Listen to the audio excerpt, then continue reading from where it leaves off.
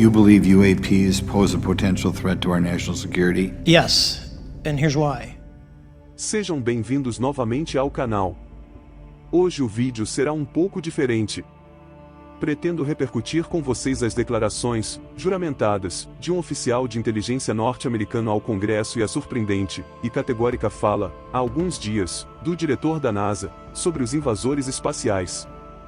Desde já, peço que fique até o fim deste vídeo. Começo fazendo-lhes as perguntas-chaves. Vocês acreditam na existência dos fenômenos aéreos não identificados, os antigos OVNIs, e atuais UAP? Se sim, eles representam uma possível ameaça à segurança? A minha resposta para ambas as perguntas é um sonoro e absoluto, sim. E vou explicar a razão desta resposta no decorrer deste vídeo. A menos que você viva em completo isolamento, provavelmente já ouviu falar da situação envolvendo o Sr. Grosh, ou David Grush, um denunciante que afirma possuir provas da existência de alienígenas, os quais pousaram ou até mesmo caíram em nosso planeta. Segundo ele, o governo dos Estados Unidos estaria recuperando naves alienígenas há várias décadas, possivelmente incluindo algumas formas de vida biológica. Diante disso, e de toda a repercussão que vem ocorrendo nas últimas horas, achei interessante compartilhar meus pensamentos sobre esse assunto. Ao longo da história, várias pessoas afirmaram ter sido abduzidas ou avistado seres extraterrestres em encontros de primeiro grau ou em objetos voadores não identificados. Muitas dessas histórias foram facilmente descartadas como meras fantasias. No entanto, acredito que, desta vez, vale a pena prestar atenção a esse caso específico, pois o Sr. Grosh é um ex-oficial de alto escalão da inteligência, o que lhe confere maior credibilidade em comparação com outros denunciantes que não possuem histórico confiável. O motivo de eu ter escolhido discutir esse assunto hoje, com vocês, é, primeiramente, porque é intrigante, e, em segundo lugar, porque o Sr. Grosh prestou seu depoimento perante o Congresso sob juramento. Isso nos Estados Unidos é muito sério, tendo-se em vista a existência, lá, do chamado crime de perjúrio. Não é como ocorre no Brasil que, muitas vezes, o falso testemunho não gera nenhum tipo de punibilidade na esfera criminal.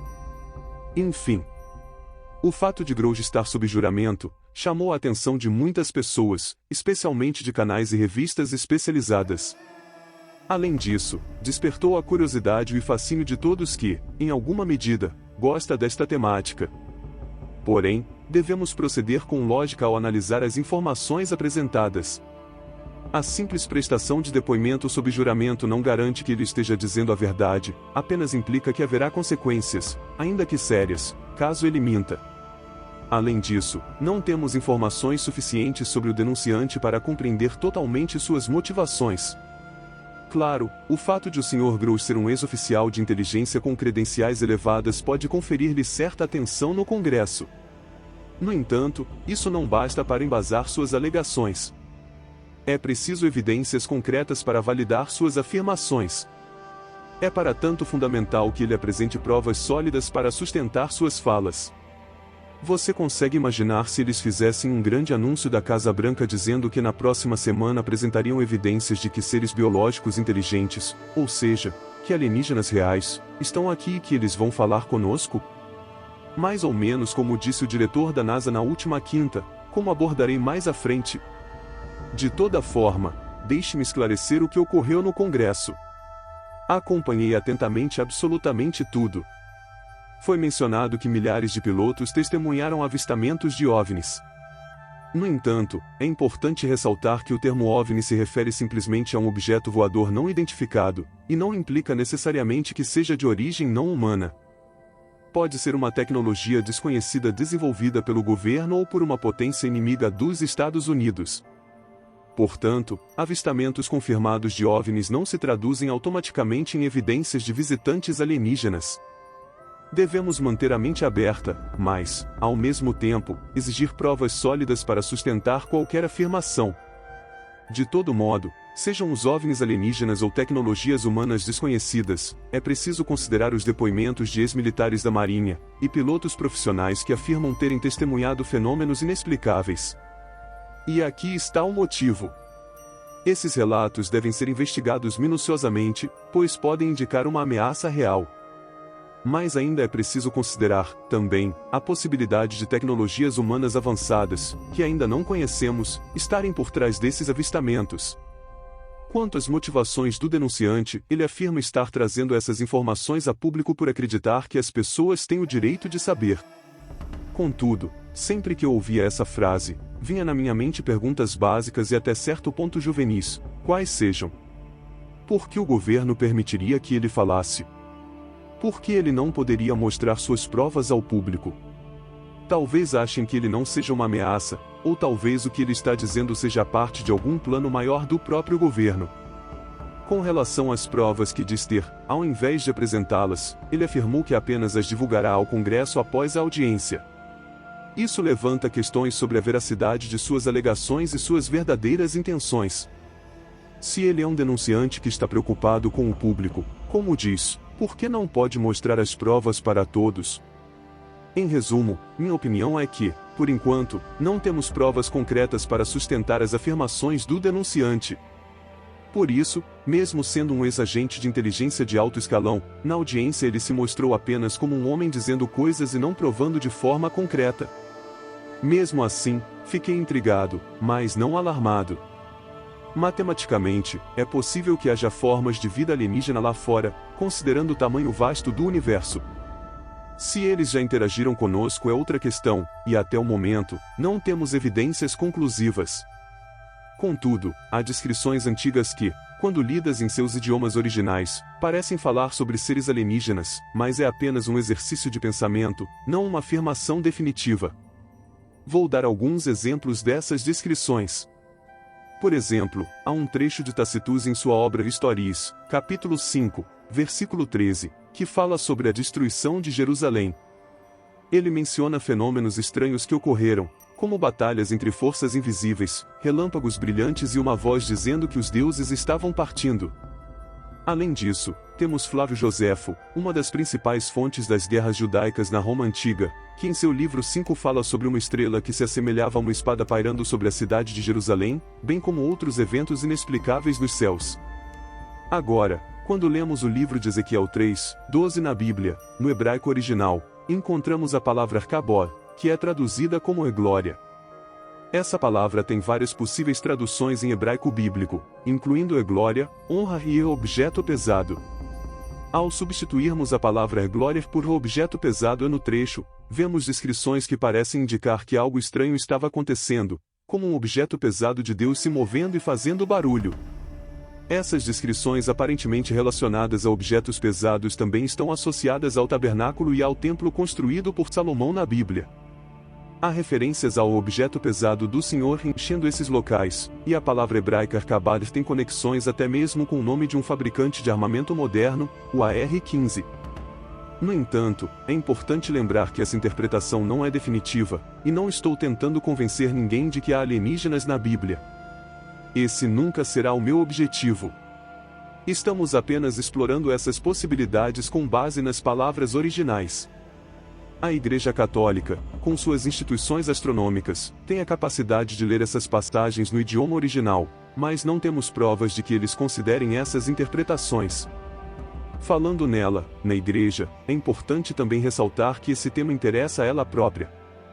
A Igreja Católica construiu um observatório, que está localizado nos terrenos da residência de verão papal em Castel Gandolfo. Depois, eles construíram um telescópio avançado, que está sediado no Arizona. Possuem também um telescópio gregoriano observando na luz visível e infravermelha situado no Monte Graham. Eles têm apontado todos eles para o céu desde então. Novamente, não estou tentando convencer vocês de que alienígenas existem, nem estou tentando convencer de que a Bíblia está falando sobre alienígenas, de jeito nenhum. Apenas estou dizendo que ao ler essas passagens antigas no idioma original, elas fazem você pensar. Só estou compartilhando isso porque é interessante ler e conversar sobre o tema, com base nos idiomas originários. Além disso, entendo ser importante colocar tudo na mesa. Com todos os dados, podemos ter nossas oportunidades de formar as próprias opiniões. Sejam elas quais forem. Dando seguimento aos escritos antigos. Fazendo uma conexão com seres angelicais, como os querubins, eles são como se fossem feitos de metal, como máquinas, emitindo um zumbido constante, nunca dormindo e produzindo vento e ruído quando chegam. De toda forma, embora o tema seja intrigante, não podemos deixar de lado o ceticismo até que evidências sólidas sejam apresentadas. E diante desse quadro, na última quinta-feira, dia 27 de julho de 2023, o diretor da NASA, Bill Nelson, disse que a Agência Espacial Norte-Americana irá divulgar em agosto um documento sobre os recentes relatos, e também de provas de vidas extraterrestres. Essa fala veio depois que um repórter o questionou sobre exatamente esse depoimento juramentado de David Grush. Como Grush havia dito que os Estados Unidos teriam encontrado material biológico não humano durante pesquisas com OVNIs, o chefe da NASA falou abertamente que, como existem tantas suspeitas sobre alienígenas, ele pessoalmente nomearia um comitê de cientistas muito ilustres para apresentar as evidências à população. E alertou a todos, em um tom enigmático, para que esperemos até o mês que vem, para terem nossas respostas. Essa fala de Bill Nelson se deu ainda na Casa Rosada, após reunião com o presidente Alberto Fernandes da Argentina. Na oportunidade, ele ainda esclareceu que está em uma missão para conversar com os países da América do Sul em busca de apoio para o Acordo de Artemis. A NASA pretende lançar mais 4 satélites ao espaço para estudar a Via Láctea e fazer uma nova visita tripulada à Lua, em 2025. O que será que Bill Nelson apresentará no mês que vem? Lembrando que, mês que vem, já é amanhã. Uma vez que roteirizo esse vídeo no dia 31 de julho de 2023. Será que ele nos trará as provas que faltam, para que o Sr. Grush seja levado mais a sério por toda a comunidade interessada no assunto? Torço muito para isso. Para que a NASA, por meio de seu presidente, complemente as declarações dadas por Grush no Congresso nos últimos dias, trazendo luz para esse depoimento que ainda está muito apagado. Seria revolucionário, e adoraria estar vivo para acompanhar tudo isso. Seria um grande privilégio para todos nós que amamos o tema. De toda forma, ainda assim, é sempre fascinante especular sobre a possibilidade de vida extraterrestre no universo, considerando a vastidão do espaço e as inúmeras possibilidades que ele oferece. Para finalizar, é importante mencionar que existe uma forte teoria no sentido de que toda essa enxurrada de informações relacionadas a extraterrestres seja apenas uma cortina de fumaça. A ideia seria manter as pessoas distraídas com a situação de alienígenas, mas, na realidade, o governo estaria fazendo algo que não quer que o público perceba. Talvez estivessem construindo sistemas de defesa mais fortes e eficientes, e a desculpa seria a ameaça de alienígenas. Dessa forma, justificariam os altos gastos nesses sistemas, mas na verdade estariam se preparando para se defender contra outros governos. Confesso que é uma teoria sedutora, mas, é claro, não temos como saber ao certo. Até porque, se considerarmos que sejam extraterrestres, pelo simples fato de terem conseguido chegar à Terra, eles seriam uma espécie altamente avançada, de modo que não há sistema de defesa que os humanos poderiam construir que funcionaria contra uma espécie tão evoluída. Quando olhamos para a história, por exemplo, quando os europeus, no final da Idade Média, chegaram ao Novo Mundo e encontraram os astecas, estes foram dizimados. Claro, isso não se trata apenas da diferença tecnológica, mas também da questão das doenças transmitidas. Vocês entendem o que quero dizer? Quando uma civilização altamente avançada encontra uma civilização muito primitiva, não é uma competição justa. É uma batalha assimétrica. Com certeza ficarei atento para ver se essa história vai a algum lugar ou se desaparecerá como apenas uma fantasia. A verdade está lá fora, e é sempre bom discutir e compartilhar diferentes pontos de vista. É importante destacar que o estudo do universo e a busca por vida extraterrestre são campos de pesquisa extremamente relevantes e que merecem atenção e investimentos. A ciência tem um papel fundamental em avançar o conhecimento humano sobre o cosmos. Devemos continuar explorando, investigando e buscando respostas para as grandes questões que nos cercam.